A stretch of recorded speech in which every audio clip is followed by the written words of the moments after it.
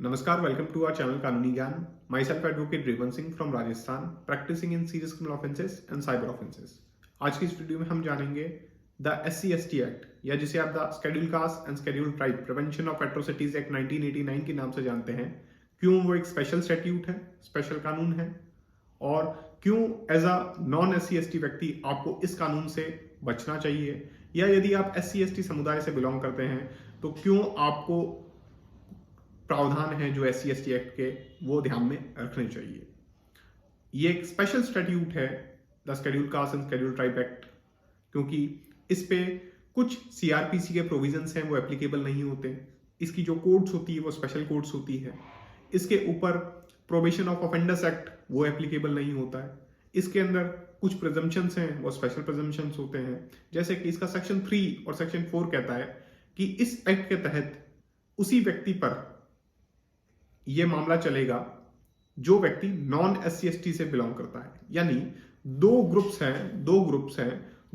में यदि दोनों ग्रुप्स SC/ST से बिलोंग करते हैं और दोनों में कोई झड़प होती है, लड़ाई होती है, या दोनों एक दूसरे को जाति सूचक गालियां बकते हैं, तो उन दोनों पर SC/ST एक्ट एप्लीकेबल नहीं होगा, क्योंकि इसके अंदर जो एक्यूज्ड पार्टी है या जो अभियुक्त पक्ष है वो नॉन SC/ST होना कंपलसरी है। यानी सेक्शन 3 और 4 कहता है कि ये कानून, ये एक्ट केवल नॉन SC/ST व्यक्ति पर ही एप्लीकेबल होगा।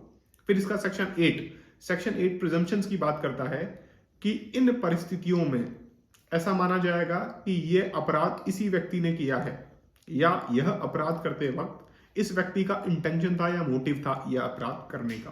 तो 3 प्रिजम्पशंस हैं सेक्शन 8 में। फिर इसका इंपॉर्टेंट सेक्शन है सेक्शन 14, जो बात करता है स्पेशल कोर्ट की।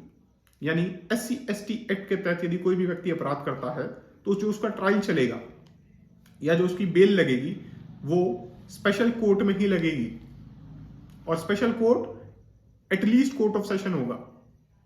यानी यदि सामान्य कोई लड़ाई झगड़ा हो जाता है दो पक्षों में, तो उसका जो मामला चलता है वो जुडिशियल मजिस्ट्रेट फर्स्ट क्लास में चलता है। यदि ऑफेंस सेक्शन 323 में होता है तो वो मामला JMFC judicial magistrate first class की कोर्ट में चलता है, और वहां पे यदि जमानत खारिज कर दी जाती है तो कोर्ट ऑफ सेशन में जमानत लगा सकते हैं और मिल भी सकती है। लेकिन SC/ST एक्ट के तहत यदि कोई व्यक्ति अपराध करता है तो सबसे पहले जो मामले का ट्रायल चलेगा वो स्पेशल कोर्ट ऑफ सेशन में ही चलेगा, और वहां से यदि बेल खारिज हो जाती है तो जब तक आपको हाई कोर्ट से बेल नहीं मिल जाती आपको रिलीज नहीं किया जाएगा। फिर सबसे खतरनाक इसका जो सेक्शन है वो सेक्शन 18 है।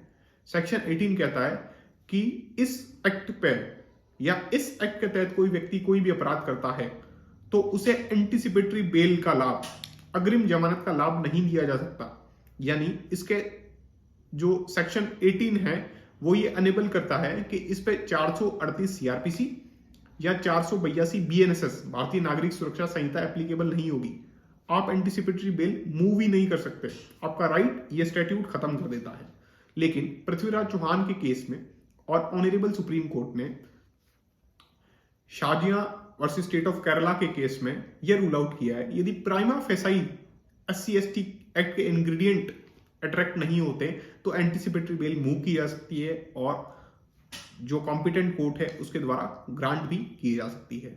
फिर इसका सेक्शन 18A आता है। सेक्शन 18A आफ्टर अमेंडमेंट आया है, यूनियन गवर्नमेंट ने इस एक्ट में अमेंडमेंट किया और सेक्शन 18A में ये चीजें इंसर्ट की है। यदि कोई भी व्यक्ति जो कि SC/ST से बिलोंग करता है वो विक्टिम है और वो कोई भी कंप्लेंट या परिवाद थाने में देता है, तो जो SHO है उस पुलिस स्टेशन का वो बिना किसी प्रिलिमिनरी इंक्वायरी के जो एक्यूज्ड है जिसके खिलाफ उन्होंने परिवाद दिया है उसको अरेस्ट कर सकता है और उसको बिना किसी परमिशन के कस्टडी में रख सकता है। यानी उसको कस्टडी में लेने के लिए या अरेस्ट करने के लिए कोई सुपीरियर ऑफिसर की परमिशन की आवश्यकता नहीं है, ना ही कोई प्रिलिमिनरी इंक्वायरी की आवश्यकता है FIR दर्ज करने से पहले।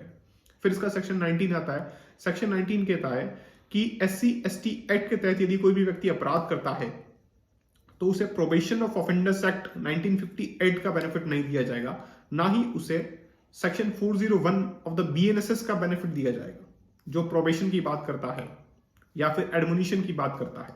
यानी सामान्यतः यदि कोई व्यक्ति भूलवश गलती से कोई अपराध कर देता है जिसमें सजा का प्रावधान कम होता है तो उस व्यक्ति को प्रोबेशन ऑफ ऑफेंडर्स एक्ट के अंदर बेनिफिट दिया जा सकता है under section 3 of the PO, section 4 of the PO, या फिर सेक्शन 360 सीआरपीसी या नए कानूनों के तहत सेक्शन 401 बीएनएस के तहत उसे बेनिफिट दिया जा सकता है। लेकिन कोई व्यक्ति एससी एसटी एक्ट के तहत कोई अपराध करता है तो उसे ना तो प्रोबेशन ऑफ ऑफेंडर्स एक्ट 1958 का बेनिफिट मिल सकता है, ना ही बीएनएसएस के सेक्शन 401 का बेनिफिट मिल सकता है। That's why this is a special act, इसी कारण से ये स्पेशल स्टैट्यूट है। तो दोस्तों, आपको मेरा वीडियो अच्छा लगा तो प्लीज वीडियो को लाइक कीजिएगा, चैनल को सब्सक्राइब कीजिएगा, वीडियो को शेयर करना ना भूलें।